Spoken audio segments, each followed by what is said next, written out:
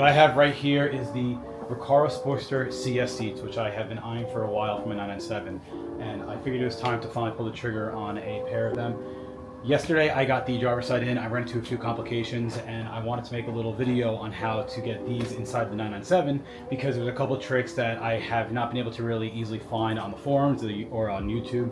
So I'm going to document exactly what you need to get and the small changes you might need to fit the vehicle, and then other things along the lines of taking the seats out and putting the new ones in.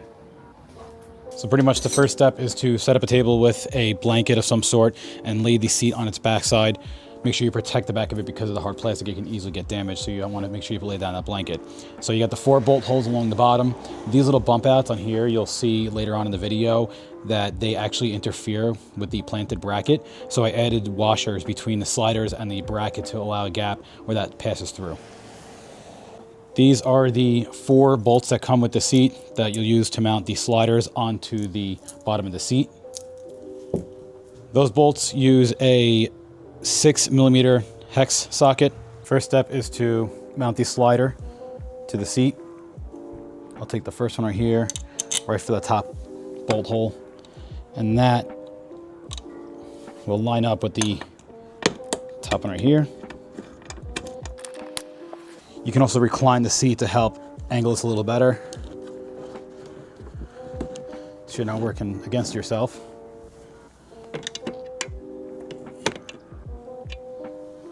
And you want to make sure that you mount the bracket with the release against the seat and not on the bottom part. This is the part that slides. If this is to slide, it's going to hit this bracket, so this needs to stay stationary right here.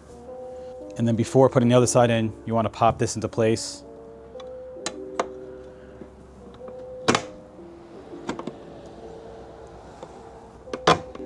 Like so. And then this one.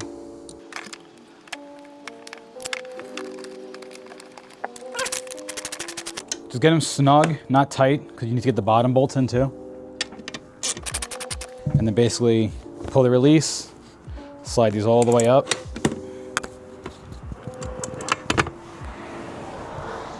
And then you have room for the bottoms now.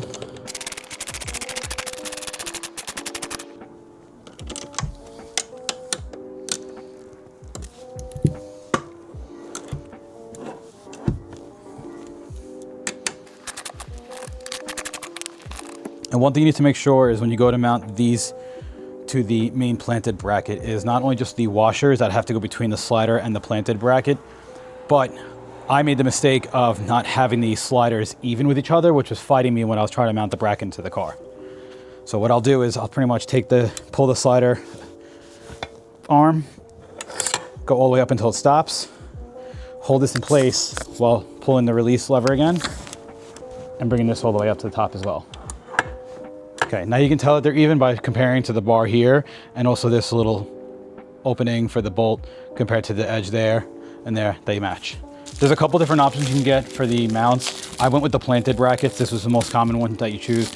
I'll be very honest, the tabs did not line up perfectly in the car, but I was able to finally move it around. One thing that I wasn't crazy about was the seatbelt tab where you mount the seatbelt to. I'll get to that point. You have to remove the side plastic cover to clear, and you have to also bend it out of the way a little bit to allow it to slide back and forth.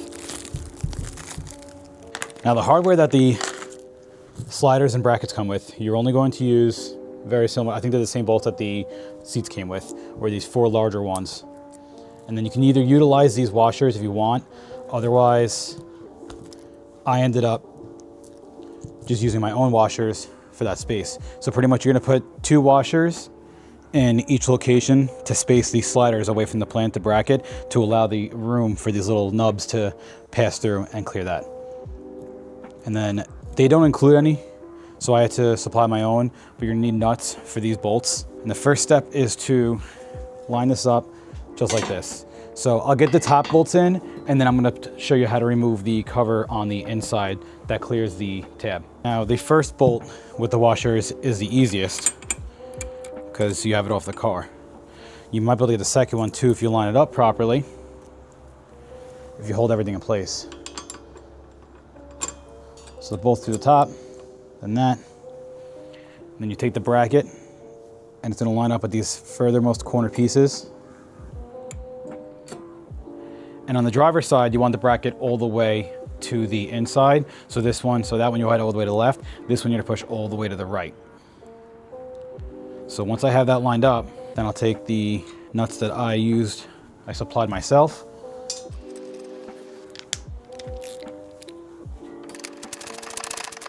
Just get them somewhat snug.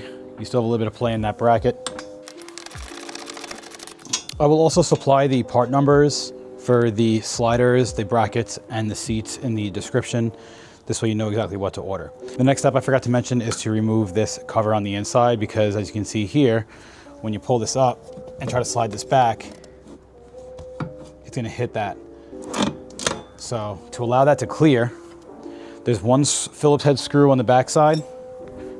Right underneath you can access. Just that one little screw right here. That should allow you to finally get this to pop off. It's a little tricky. It feels like you're gonna break something, but with some light prying, it finally pops loose. Pretty simple. And this is on the inside, right by the transmission tunnel area, so I'm not too worried about it. You don't really see it that much anyway. So that's why I'm not too concerned. But once you get that off, now we can be able to slide the brackets all the way back to line up the remaining holes. Now this is the part where there's a little tricky with the washers. So the way I did that was use a magnet to hold two of them together, like so.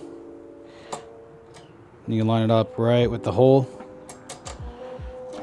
and that side's in. That tab gets in the way, so you gotta hold the nut in place to start the threads. Now we'll get that enough to a point where the washers will stay in place. And then same thing for the bottom. Take the magnet.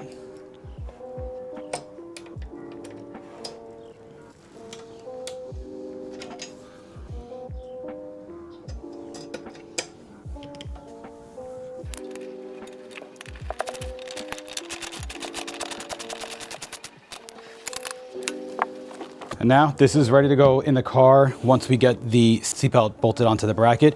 Next step is we're gonna pull the stock seat out and show you what you need to disconnect from there to remove. So I have power seats that have the side airbags with the heated element. So I need to disconnect everything underneath. So the first step is to leave the battery connected so you can access the power sliding on the seats. And you wanna move the seat all the way up to access the rear bolts there. One there and one on that side. So these bolts are an E12. They're gonna use the reverse Torx socket. And I don't know if these seats have ever been removed from this car. They were a little snug, but they didn't find it too bad. It is also about 35 degrees today, so might be a little more snug than someplace. And once you have the rear bolts out, slide the seat all the way to the back to access the two panel covers that sit on top of the rails on both ends. There's one there and one right there. These are fairly simple to remove. You just put a flathead here, pull up on this tab, and then this just slides right out.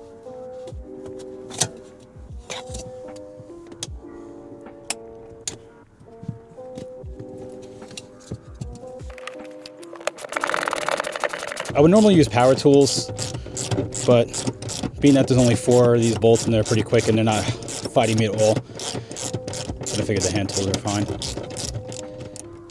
Okay, now that that's out, the next step I want to do is slide the seat back forward. This way they're even with the mounts and everything is centered when you go to remove it from the car. And this way you don't chance hitting the lower trim or the door panel. So now that that's there, slide that forward, lean this back, and you're gonna want to disconnect this harness right here. So this is really easy. You just take the flathead, little tab, pop it here, and that allows it to release, to come up. You have one little panel section right here. My recommendation too is the windows roll down. This way you have more clearance trying to get the seat out, and you don't chance hitting your windows and breaking your glass. Door all the way open. Make sure the seats are reclined all the way. Tilt the top this way. You can put like a blanket on the door trim to help protect it. It's a little awkward at first, but once you get the right angle for it, get a nice little grip. Pull it straight out. And then you want to put it right on top of the table because you have to remove the seatbelt next and the harness for it. So to remove this bolt, that bolt was a 17 millimeter. It's a little snug. So it comes right off. Didn't really fight you that much. And once you get that out, you're not going to reuse this bolt for the new bracket. So just thread it back in here. This way, if you ever have to put it back, it's never going to get lost. Then you want to remove this clip on the back side that holds the harness. You leave the clip there actually, plug it in. And on the underside, you want to disconnect the harness from this clip here and pull the seatbelt harness out with it all the way through. This runs all the way to the back side. It's kind of just routed throughout the whole underneath of the seat, all the way to the zip tie, which you'll cut.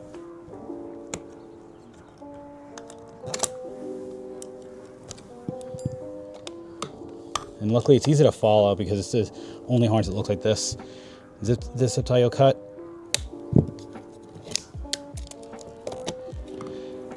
And then something, I don't know if others did this, but I removed this harness clip plug. Cut the zip tie. Disassembled it. And now, this, out of those 3 clips, is for the seatbelt. So I'll reroute this back, pop these back in so we don't lose location of where they belong, and just slide these back in too. This way, for if you ever put the seat back on, it's still with the seat. So now this seat is all done, and you can discard it, whatever you do with it, sell it, store it, throw it out, whatever you want to do, but we are complete with the stock seat. So now it's time to mount the seat belt onto the bracket here. So the concern that I was saying before is that this tab will actually hit this once the bolt's in here. So what I did is I took a pry bar. You want to make sure you're on the slider too and not the bracket of the seat. And the bolts that I used, I was able to source these out of my nut and bolt kit. Realistically, you can probably get a bigger one that works with this hole, but as long as they're secure, full disclaimer, do as you expect or think is best. And once you have this mostly in place, one thing to keep in mind is this harness. When you mount the seat, you want to make sure it goes away from where the slider is so it doesn't damage it. So you can run it similar to like something like this. But for now, I kept it on the front seat so it didn't get caught or jammed underneath these tabs. So now the test is to see when it slides, if it's gonna hit this. If it hits this, I have to pull it away a little further. So you can see here that nut's actually hitting this bolt right here. But from what I recall installing the driver's side, I think this is max all the way anyway. So I don't think I need to adjust it because this seat's gonna sit a little further back anyway, just enough to get the clearance to this hole right there to line this up when you go mount it in the car. So same as before, recline the seat forward as you can, and then angle in the bottom first, and then get it close to in place. So one thing that a lot of people were talking about is how this adjusting knob that reclines the seat forward and back to lock into place, not the release. This hits this side tunnel here, and then the inside over there makes it really hard to sit inside the right hole placement. So this is a little tricky to get in. It's gonna take some patience. I started with the front bolts first, and then I kind of tweaked it and pushed everything in place to at least get the thread started and then tightened everything down. Before you mount the seat and bolt it down, just don't forget the seat plug, which is going to slide into here. And then you can either electrical tape it to keep it together, or you can put a zip tie around the whole thing to keep it together. This is so that the chime will not go off when the passenger doesn't have their seatbelt in, otherwise you have to code that out as well. Unfortunately, I'm gonna have to code out the airbags, but at least it's still a factory feature that'll be nice to have on the car and I can keep that plugged in. And just like that, passenger side is in and complete. One thing to keep in mind is that you definitely want to get the front bolts in place first and kind of like get them started, try and get the rear started. But as you bolt the front down, it'll push the bracket back slightly, just enough to get those back bolts. They don't line up perfectly. You can either re-drill the holes in the bracket to help yourself out a little bit. It does take a little bit of patience, but after a little bit, they are finally in the car. And these are way sportier. They fit the car and just look really good. The black vinyl with the Alcantara is such an awesome combo, and I always love the suede centers. I do have plans to potentially reupholster the seats and the entire interior, so that might be happening down the line, but for now I bought these brand new, so it's nice to have some nice brand new quality. Overall though, I am extremely happy with how these look on here.